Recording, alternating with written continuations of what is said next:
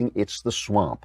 It is the swamp saying we are the dictators of opinion, of thought. We are the ones who decree what you can say, what you can do, how you can succeed, what kind of person you have to be to succeed. Which brings us to Donald Trump, because the thing is, going back to where I started, in an empire of lies, only a crazy man will tell the truth. And they sent Donald Trump specifically because he's so offbeat. He is such a guy with bad manners, so he doesn't care about political correctness, a guy who's not always the most moral person in the world, so scandal can't touch him because we all already know what he is, right? So this weekend, or at the end of last week, not just the Mueller investigation, but the federal attorneys for the Southern District of New York, to whom Mueller has passed on aspects of the investigation, sent sentencing guidelines into the court, including sentencing guidelines about Michael Cohen.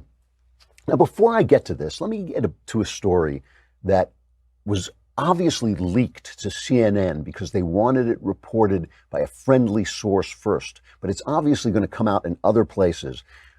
Emails that went back and forth between the FBI director and Rod Rosenstein at Justice, in which they said, this is CNN reporting, right? In the hectic 8 days after Donald Trump fired FBI Director James Comey, Deputy Attorney General Rod Rosenstein and top FBI officials viewed Trump as a leader who needed to be reined in, according to two sources describing the sentiment at the time. Now, you know these sources are giving this to a friendly source, CNN, Swamp News, right? CNN is Swamp News. They're the news from the swamp, by the swamp. You're leaking this to protect themselves. They discussed a range of options. This is Rod Rosenstein at Justice talking to FBI officials, including the idea of Rosenstein wearing a wire while speaking with Trump, which Rosenstein later denied. Ultimately, then acting FBI Director Andrew McCabe took the extraordinary step of opening an obstruction of justice investigation even before special counsel Robert Mueller was appointed, the sources said. The obstruction probe was an idea the FBI had previously considered, but it didn't start until after Comey was fired. So they were talking about this even before Comey was fired. My point here is everything you're hearing is the Justice Department and the FBI, our law enforcement agency, deciding that this was a president who needed to be reined in. The guy that you elected needed to be reined in. You sent an offbeat oddball, a guy who wasn't clubbable, who wasn't one of the elites, who wasn't a guy that people were going to be seen with.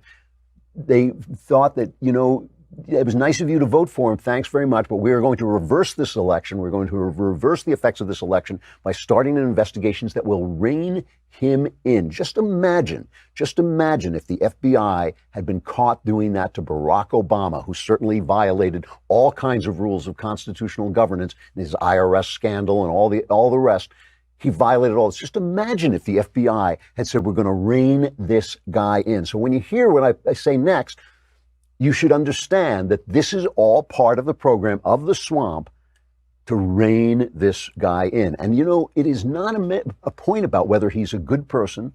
You know what I think of his morals and the way he's lived his life. It's not whether he's nice. It's not even whether he has done stuff that we don't like. It's the motive. It is the motive. It is not about, just in the same way, it's not about whether Kevin Hart or anybody else used the word queer or said something about gay people. It's not about that. It's about power. It is about using those things for power because it doesn't count when the other side does them, right? So in this sentencing guideline, they essentially say that Michael Cohen was guilty of violating federal election law by paying off some of the dames that Trump was sleeping with and didn't want it going around. And here's Andy McCarthy, who has been absolutely the gold standard on reporting on this. Here he is talking to Fox about what exactly he thinks this means. This is cut number 3. The Southern District of New York case, which is different from the Mueller case on Cohen, they are clearly going after the president on campaign finance violations. Yeah. And I think if you read the sentencing memo the Southern District filed in Cohen's case, it's clear that Trump is the target and he'll be indicted eventually. The guidance the Justice Department has is that a sitting United States president can't be indicted. So the president's not supposed to get an advantage from being president. All we say is that he can't be put through the criminal process while he's president. So I think what can happen is they can indict him and he could be tried down the road when he's out of office. Now, there could be real problems about that, particularly if he gets reelected. The statute of limitations on this would have long run by the time he gets out of office. But will he be charged? Are they setting the stage to file charges against him? If you read that sentencing memo, I can't come to any other conclusion. See, because in an empire of lies, only the crazy man will speak the truth. Because they come after you for your crazy, not for your truth, there's always a legitimacy to it. So again, Trump sent out a tweet when all this stuff came out, totally clears the president, thank you. That's not the point. And the point is also, some people on the right were saying, how can you call this a federal campaign violation if Trump has been paying off women all along? He has, and he has been. That's probably true, but we should also think about the fact that that's our president, right? That's the kind of president we had to elect to fight with the swamp, because in an empire of lies, only a crazy man will tell the truth, only a guy like Trump. And so now they're going after him for his crazy, and we have to make sure not to get on the crazy train with him, but to defend him from what is essentially a power grab. Now, of course, the media reacted with their usual restraint. Let's listen to them. This is cut 4.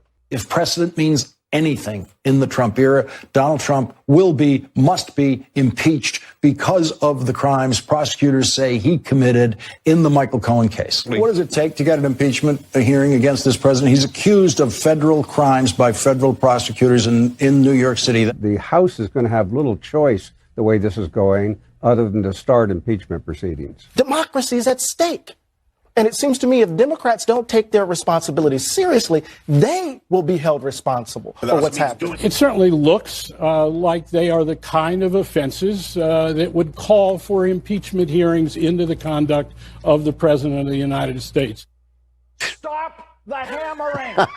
The hammering will never stop. It will never stop. Now, here's the thing, I'm not condoning paying off your cheap women that you cheated on your wife with, to keep them silent. And the idea that we as right wingers should suddenly sit around and say like, yeah, cool. No, that's not the point. The point is that only a guy, they are so powerful. They are so willing to destroy you. As we saw with Kevin Hart, they're so willing to take him in. Doesn't matter. Does it matter that he's a black man who worked his way up to get there? No, it does not. Does it matter that the kid who won the Heisman Trophy, same thing? Nope, absolutely not. It is what you are allowed to say. It is making sure that you all tote the line, that we're all living on their plantation. That's the whole point. And if you don't think so, just think back to the fact that the Obama campaign underreported like $2 million in campaign contributions, and there were campaign contributions that were above the limit, and the Justice Department fined them. They gave them a fine, $375,000, which was nothing compared to the fact that it was a $1 billion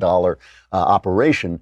It was nothing, and so now they said, well, it's different now, it's different. And then we had, remember Dinesh D'Souza made that, what was it, like 20 grand? And they threatened him with 15 years in prison. They finally forced him to spend time in that, confinement facility where he had to go back and sleep in basically a prison-like environment, and until Trump pardoned him. But then when Rosie O'Donnell was found doing, that's different, it's different. It's only about this. It is only about their power. It is only about the fact that their power has been challenged. And it's always this. Now they're going to go after Trump on a sex charge. They're going to impeach him on a campaign violation and a sex charge. They'll probably do it, but it's going to be fun to watch, because just remember, a lot of the guys who are in there now, like Jerry Nadler, who's calling for impeachment, he was defending Clinton, saying you can't impeach a man for his private sexual life. You can't do that. So the hypocrisy, of course, is thick. It's all about the swamp